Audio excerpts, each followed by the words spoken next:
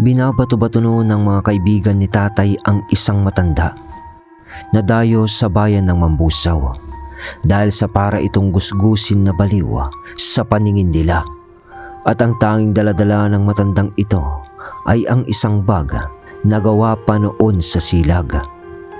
Pero bukod sa tingin nila na baliw iyon, ay may isa pang bagay na kinakakagalitan ang tao sa matandang ito. Dahil higit sa lahat ay sinasabi nilang salot iyon sapagkat isa daw siyang aswang. Ang taon ay 1986. Mambusaw, Capiz. Mga kabagis, umpisahan ng paganahin ang ating mga imahinasyon sa paki ng subscribe button. Palike na rin mga kabagis ko. Salamat.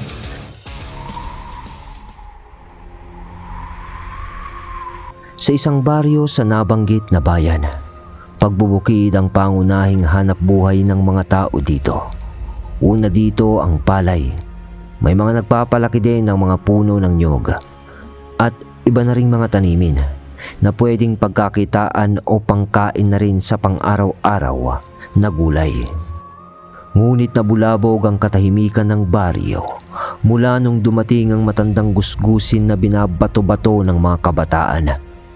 Kapag nakikita nila itong napapadaan, lalong-lalo na yung mga nakainom na kalalakihan.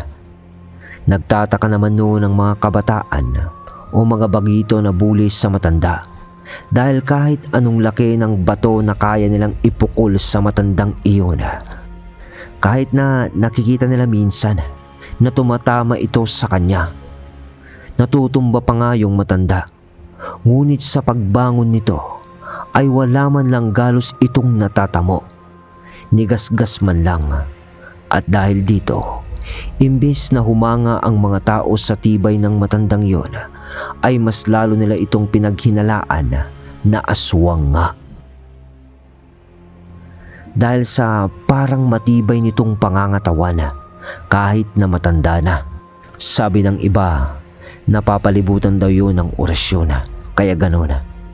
At ang matandang lalaki na sinasabi ko mga kabagis, kahit sa katandaan na noon, na parang nasa 80 pataas na ang edad, ay bakas pa rin sa kulubot nitong mga balat ang pagkasulido ng mga kalamnan o mga bisig nito. Alam nyo yung matandang kahit laylay na ang mga balat, ay bakas pa rin sa kanyang katawan ng mga muscle nito. Ganon. Ganon ang matandang sinasabi dito sa kwento ni Mario, na kwento rin lang sa kanya ng kanyang ama nung ito ay nabubuhay pa, na taga-Capiz. Dahil nga sa kababalagang naganap sa kanilang baryo sa Mambusaw nung ito ay binata pa. Ayon sa tatay ni Mario, na hindi na natin papangalanan dito sa kwento, isa siya sa mga barkada ng mga nambubuli sa matandang iyon sa kanilang baryo. Ngunit di naman sumasali daw noon ang ama ni Mario sa pambubuli sa matanda o pananakit pisikal pa. Madalas ay inaawat pa nga niya ang kanyang mga barkada dahil nga sa naaawa din ito sa matanda sa kanilang ginagawa. Kung tutuusin, wala naman daw itong ginagawang masama sa kanila, maliban na lamang nga sa agam-agam at tsismisan sa baryo nila na isang aswang ang matandang iyon. Ewan lang ng tatay ni Mario noon, pero parang di siya naniniwala na aswang yung matanda. Ewan lang ng tatay ni Mario noon kung bakit.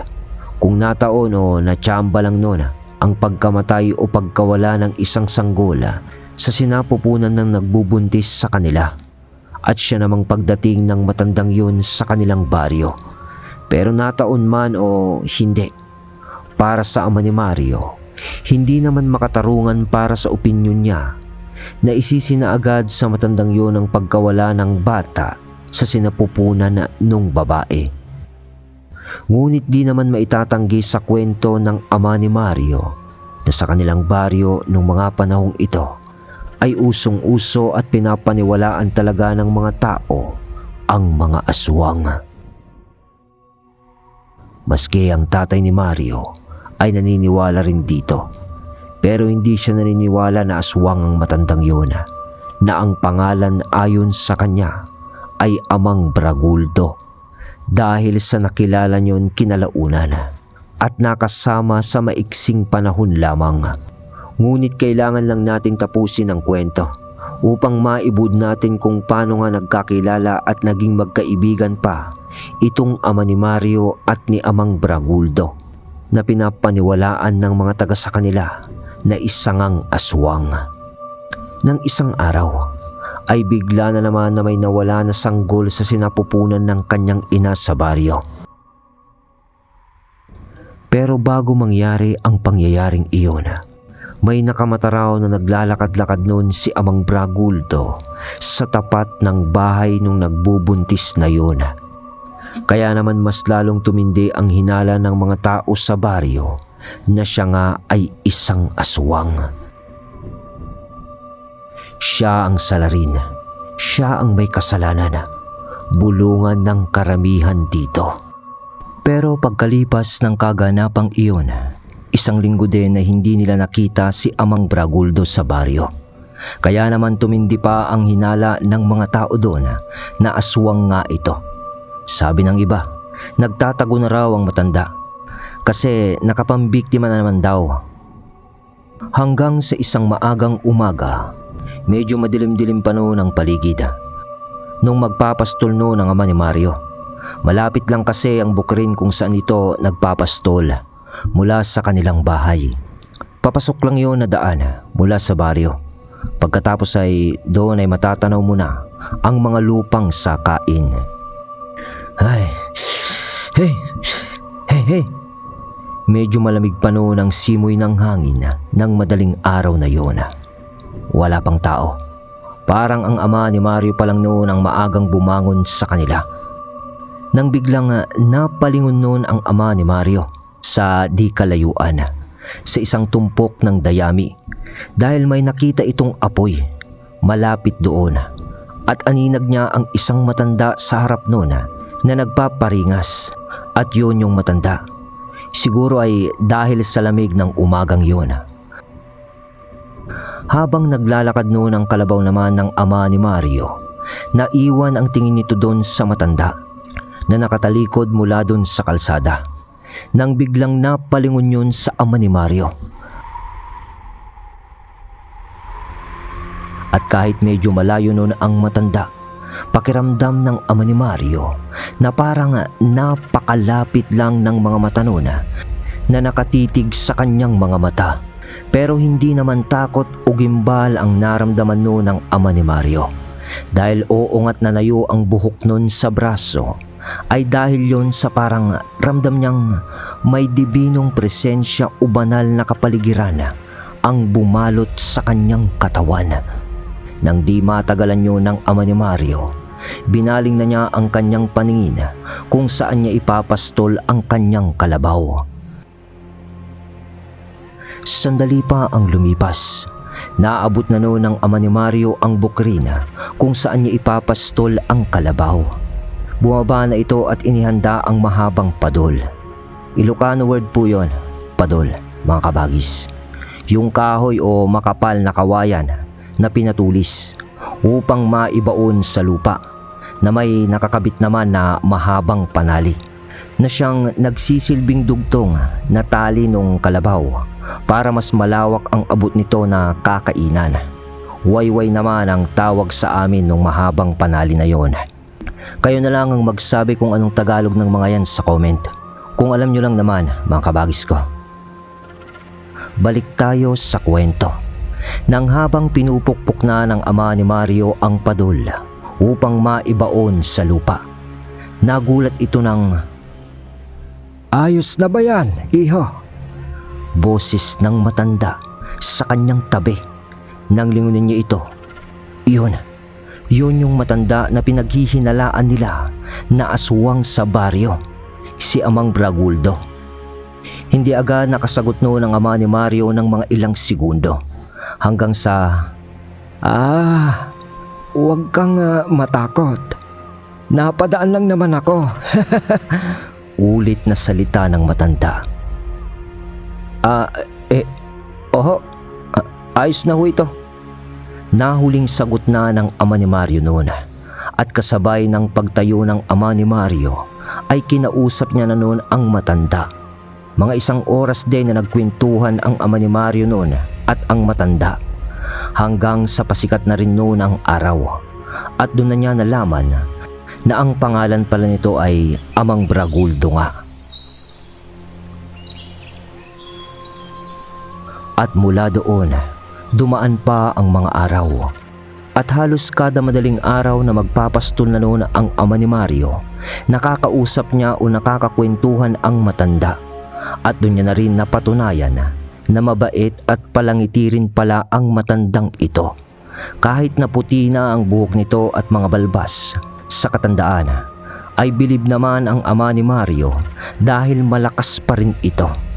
At higit sa lahat, sa mga araw na nakakasalamuhan niya ito sa bukid o sa pastulan niya ng kalabaw, ay nasigurado niya na sa kanyang sarili na hindi nga aswang ang matanda. Di totoo ang mga sinasabi nila sa baryo patungkol kay Amang Braguldo na isang dayo. Ngunit ang malaking tanong pa rin sa isip naman noon ng ama ni Mario ay bakit nga ba dumayo ang matandang iyon sa kanilang baryo? Isang bagay na hindi pa nila napag-usapan nung matanda. Ngunit ng isang madaling araw ulit, mas maaga kaysa sa dating pagpapastol ng ama ni Mario, di niya alam na dun na masasagot ang mga katanungan nito patungkol sa pagdayo ng matanda. At sa sobrang aga niya na yon, di niya mahagilap noon ang matanda sa parteng kung saan niya yun nakikita dati-rati. Masyado pang maaga siguro. Baka alapas tanda. Salitang bulong ng ama ni Mario noon sa sarili, dahil nga parang nakagaanan na niya ng loob si Amang Braguldo. Maya-maya pa, "Ho! Ho!" Patigil niya na sa kalabaw sa kanyang pagpapastulan upang ihanda ang tali nito. Tahimik noon ang paligid, at nang papaluin niya na sana ang padul noon, parang nakaramdam ang ama ni Mario na may nagmamasid sa kanya. "Tang! Tatang! Ikaw ba yan?" Medyo may alanganing boses ng ama ni Mario, dahil unti-unti ay nakakaramdam na siya ng takot. Di niya kasi mawari kung anong klaseng nilalang ang nagmamasid sa kanya. Maya-maya pa ay, "Ho! Ho! Tumigil ka!" Biglang nag-aburido yung kalabaw na para bang may kinakatakutan ito. Alam nyo naman, ang sabi nga nila, mas unang nakakaramdam ng panganib ang hayop kaysa sa tao. Kaya nga't hanggang sa bigla na lang nagpatalon-talon noon ang kalabaw ng ama ni Mario na parang nagwawala na. Doon ay nabitawan ng ama ni Mario ang taling panguso ng kalabaw at "Ho! Ho! Ho!" awat ng ama ni Mario. Ngunit tumakbo na ang kalabaw, kasunod noon ang pagsisigalawan ng matataas na talahib doon sa malapit sa pinagpapastulan ng ama ni Mario. Kasunod ng alulong na nakakagimbal ng isang aso. Tapos ay hahabulin na sana ng ama ni Mario ang kalabaw niya. Ngunit sa unang hakbang pa lang nito sa harapan niya, ay ang isang malaking itim na aso na nakalabas ang mga pangil sa pag-aangil nito. Hindi yun normal na aso lang, ayon sa ama ni Mario. Walang ganong klasing aso, anya. Naglalaway yun na parang takam na sagpangin ang ama ni Mario. "Aswang! Aswang!" sigaw ng ama ni Mario. "Saklolo!" Dahil doon, imbis na siya ang humabol sa kalabaw, siya na ang hinabol ng sinasabi niyang aswang. Dahil tumakbo na siya, ngunit kung mamalasin ka nga naman, natisod pa siya nung padol na siya rin ang nagbaon. Napadapa ito sa lupa, ngunit agad siya nung bumalikwas, pero huli na ang lahat. Dahil tinalon na siya ng aswang, napapikit na lang noon ang ama ni Mario dahil wala na siyang magagawa. Pero may narinig siyang pag-aangil na parang nasaktan na animal sa pagpikit niya hanggang sa, "Ay, nakita rin kita. Ngayon ay magbabayad ka sa mga kasalanan niyo sa baryong ito." Boses ni Amang Braguldo na para bang may kinakausap yon na kinakagalitan. Pagmulat ng mga mata ng ama ni Mario, nakita niya ang isang lalaki na hubot-hubad at may mga makakapal na balahibo pa sa katawan, at kaharap yon ni Amang Braguldo. Inaangil-angilan siya nung lalaki na parang animal. Parang wala naman na yung maitim na malaking aso. "Sige, umangil ka. Pero sa oras na ito, malalaman ko na kung nasaan ang iba mo pang mga kasama." Pagkasalita nun ni Mang Braguldo, unti-unting umaatras noon yung lalaking hubot-hubad na parang may takot kay Amang Braguldo. Yun ang nasaksiyan ng ama ni Mario noon. Hanggang sa nagsalita yung lalaki na, "Magbabayad ka, Braguldo! Talaga bang hindi ka titigil sa pagsunod sa amin? Ermitanyong Laos! Ni hindi mo nga kami kinaya nung napatay namin ang buo mong pamilya!" Tawa nun, sabay tumakbo na ito papalayo at nawala na lang sa madawag na talahiban. Nakanganga at nakatulala lang naman noon ang ama ni Mario sa mga nasaksihan niya. Doon pa lang siya talaga nakasaksi ng ganong klase ng nilalang o mga pangyayari.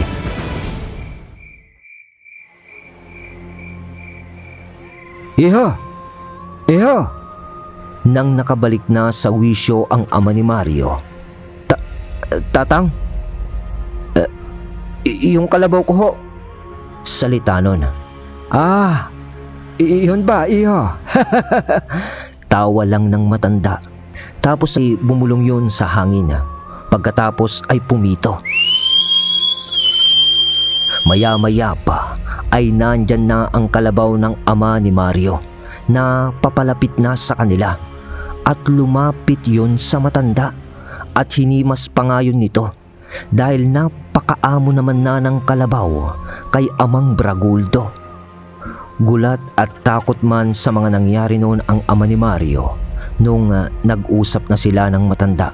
Doon na niya inalam sa matanda ang maraming katanungan sa kanyang isipan patungkol sa kaibigan niyang ermitanyo. Tulad ng, Tang, ano ba talagang dahilan? At bakit kayo napadpad sa liblib na baryo namin o lugar? Wala namang masyadong kabuhayan dito. Puro pagbubukid lang. Tanong ng ama ni Mario. Ay, iyo, hindi naman ako naparito para mamuhay ng masagana. Ngayong nakita mo na ang nilalang na yon, ay mas maiintindihan mo na siguro ang mga sasabihin ko sa iyo. Oho.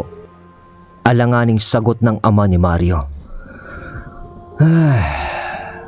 Alam mo, naparito ako dahil may tinutugis akong isang pamilya ng mga aswang. Ganun ho ba? Singit na komento ng ama ni Mario. Oo, iho. Matagal na panahon na. Mula nung nakaalitan ko ang pamilya na yon, nung nasa Iloilo pa ako. Paano ko ba sisimulan? Alam mo ba, iho, na may pamilya rin ako dati. Umpisa ng kwento ng talambuhay ni Amang Braguldo. Masaya at payak na pamumuhay ang pinanggalingan ko sa Iloilo. Gaya mo rin nung kabataan ko, ay galing din ako sa isang magluluparing pamilya. Hanggang sa nakilala ko na rin ang aking napangasawa. Nagkaanak kami ng 2 babae. Ngunit ang kasiyahan ng aking pamilya ay panandalian lamang pala. Dahil rin lang sa tatay kong albularyo. Pero hindi ko naman siya sinisisi sa bagay na yun, kundi ang mga lalang na mismong pumaslang sa aking pamilya. At yun ang pamilyang dumayo dito na sinundan ko. Ano hong ibig niyong sabihin, Tatang? Ay, ang pamilya ni Kawit, nakalaban sila ng aking ama noong mga panahong nabubuhay pa ito bilang isang magaling na albularyo sa Iloilo. Pero dumating ang isang araw na binalikan ng aking ama ng mga aswang na nakalaban niya. At isa doon ang pamilya ni Kawit. Yon ang pangalan niya kung tawagin sa amin. Huli na nung dumating ang ama ko. Patay na ang aking 2 anak at ang aking asawa. Pinatay sila ng pamilya ni Kawit ng gabing iyon. Naaalala ko pa ang amoy ng dugo ng aking asawa at mga anak ng gabing iyon. Di ko sila nagawang ipagtanggol dahil sa kaliitan pa lang ng karunungan ko noon. At alam mo ba kung anong masaklap, iho? Matapos ang 1 taon na pagkamatay ng aking pamilya, ay siya na ring pagkamatay ng tatay ko. Sabi ng mga kaibigan niya noon na mga albularyo din, na natalo daw siya sa kumbating espiritual. Dahil di na nagising ang aking ama sa pagkatulog. Tandang-tanda ko pa ang mga bilin niya nung panahong bago siya mawala. Hindi ko naman alam na ganun pala kabilis ang panahon na sinasabi niya. Siyempre, namuo sa akin ang paghihiganti sa mga lalang o pamilyang yon. Dahil sa sama na rin ng loob at kabighatian na naidulot sa akin ng mga kaganapan. Ibig sabihin, Tatang, sinusundan niyo ang pamilya ng aswang na to para maghigante? Tanong ng ama ni Mario.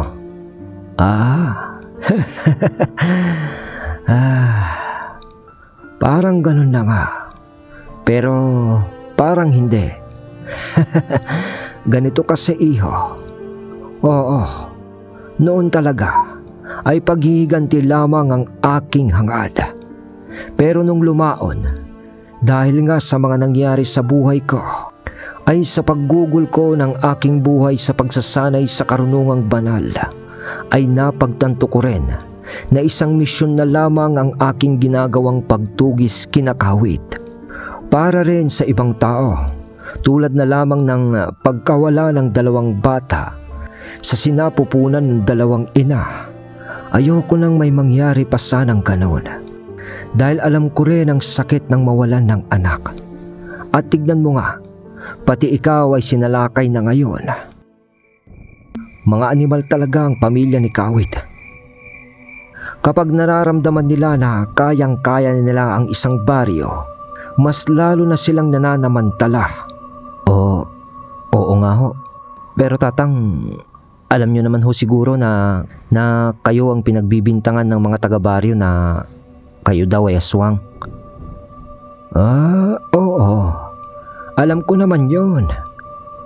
Pero paano nyo ipapaliwanag sa kanila nung mga nakaraan na nakita nila kayong dumaan sa bahay ng babaeng buntis na nawalan na naman ng bata sa sinapupunan? Wala naman akong dapat na ipaliwanag sa kanila, iho. Tandaan mo, tanging ang mga may kasalanan lang ang dapat magpaliwanag sa kung sino man ang ginawan nila nito. Ba't sasagutin ko ang bagay na hindi ko namang ginawa? Pero sasabihin ko sa'yo, napadaan ako nung araw na yun dahil binabantayan ko nga yung buntis. Nalaman ko kasi sa aking gabay na yon ang isusunod nila. At kung may dapat man akong pagpaliwanagan sa nangyari, yon ay ang sarili ko lamang. Dahil hindi ako umabot, nadali ng mga yon ang sanggol sa tiyan ng babae. Dahil doon ay sinisisi ko ang sarili ko. O paano? Medyo mahaba-haba na ang kwentuhan natin. Pasikat na ang araw. Baka makita ka ng iba na kausap ako. Sabihin nilang baliw ka rin. Doon ay tumayo na sa pagkakaupo sa pilapil ang dalawa sa pagpapaalam ni Amang Braguldo. At sinabi nito na, "Mamayang gabi, iho. Kung gusto mong makita ang pamilyang sinasabi ko sa iyo, pumarito ka ng 7:00 ng gabi. Magkita tayo. At isasama kita sa huling misyon ko. Dahil baka yun na rin ang huli nating pagkikita." Huling salita ng matanda. Nang araw na yun ay di mapakali ang ama ni Mario sa anyaya sa kanya ng matanda. Dahil sa kuryosidad ay may mga nais siyang makita na sinasabi ng matanda. At bukod doon, yun na kasi ang huling araw na makikita niya si Amang Braguldo ayon sa kanya. Napamahal na kasi noon ang ama ni Mario sa matanda bilang para na ring ama-amahan nito. Wala na rin kasi ang ama ni Mario na ama ng ama niya. At dahil doon, matapos ihapon ng ama ni Mario ang kalabaw niya, 6:00 pa lang, nandun na siya sa lugar kung saan sinabi ng matanda na sila ay magkikita. At nang dumako na ang eksaktong 7:00 ng gabi, "Oh, kanina ka pa ba dyan?" Boses ni Amang Braguldo na nooy nakabitbit ng sulo na nakalagay sa hawakang kawayan. Dumating nga ito. "Oh, ano pang hinihintay mo? Halika na!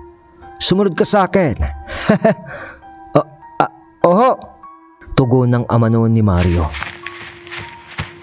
Sabay sunod na nga sa matanda. Ayon sa ama ni Mario, halos 1 oras na lakaran ang ginawa nila ng matanda. Marating lamang nila ang maburol na parte ng kakahuyan mula sa mga bukirin doon.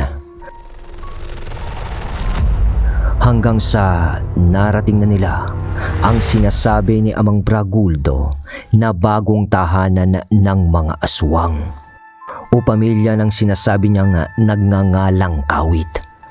Doon ay nag-iba na ang kilos ni Mang Braguldo ayon sa ama ni Mario. Matapos daw nitong bumulong-bulong ng usal sa isang puno malapit sa kubo kung saan naninirahan ang mga aswang. "Dito ka lang. Panoorin mo ang pagpapatunay ko sa iyo na aswang ang pamilya na ito. At ikaw na rin ang magpapatunay sa inyong baryo na mali ang tingin nila sa akin." Salita ni Amang Braguldo.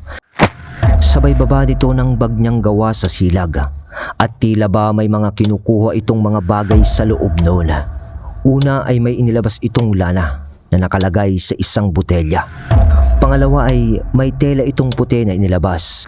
Pagkatapos ay ibinuhos niya ang ilan sa laman ng lana sa puting tela na hawak niya. Matapos yun, itinali niya ang puting tela sa kanyang noo. Sabay labas niya ng isang patalim na mula rin sa bag niyang gawa sa silag. Itinapat niya ang patalim na yun sa kanyang muka ng palapad, sabay usan nito ng mga kataga. Malakas yung pagkakasabi ng matanda ayon sa ama ni Mario.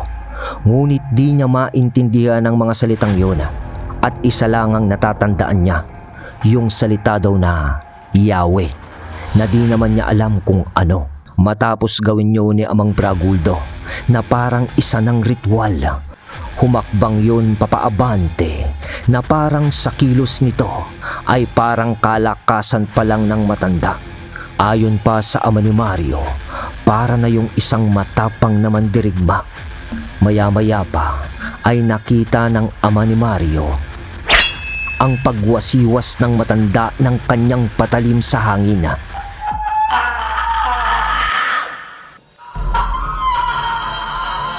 At biglang may managhiyawan na parang nasasaktan na mga tao na nanggagaling ang tunog sa loob ng kubo.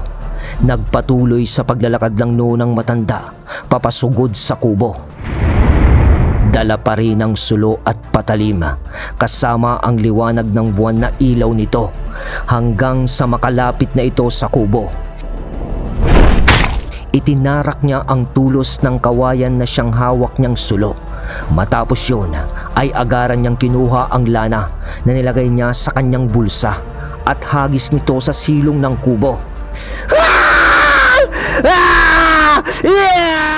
Muling naghiyawan naman ang mga tao sa loob ng kubo na yun na para bang nasasaktan. Sige, lumabas kayo! Kainin niyo ang lupa! Iligtas niyo ang inyong sarili! Tignan natin, kawit! Sigaw ni Amang. At doon ay kumalabog ang pintuan. Sabay may mga lumabas na 4 na katao sa loob ng kubo na yun at nag-uunahan pa. Bumabali-baliktad pa nga ang mga ito sa hagdan dahil sa pag-aapura sa pagbaba. Pagkatapos ay kitang-kita noon ng ama ni Mario. Parang mga gutom na hayop ang mga yun. Pero ang kinakain ay yung lupa sa harapan ng bahay nila. At habang ginagawa nila yun, "Walang iya ka! Walang iya ka, Braguldo! Anong ginawa mo? Anong ginawa mo sa amin?" Salita nung isang lalaki dahil may babae rin doon. "Sa pag-atake ng kasama mo kaninang madaling araw upang atakihin ang kaibigan ko, baon na niya ang sumpa ng gabay ko sa pag-uwi niya."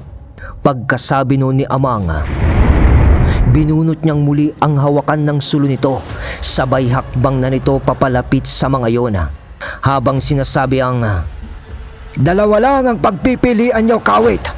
Ang mamatay kayo sa loob ng bahay na yan o mamamatay sa patalim ko na walang kalaban-laban.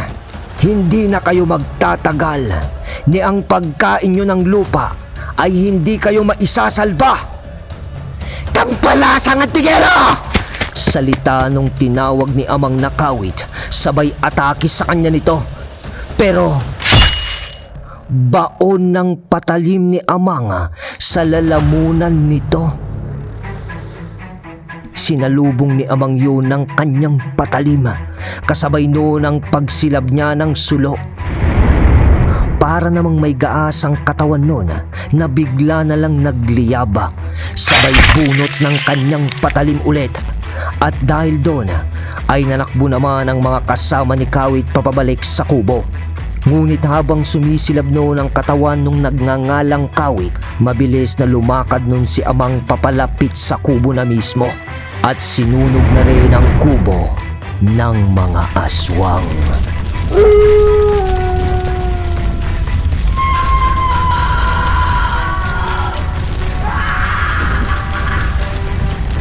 Hiyaw na iba't ibang huni noon ang narinig ng ama ni Mario sa kubong iyon habang nilalamon yun ng apoy.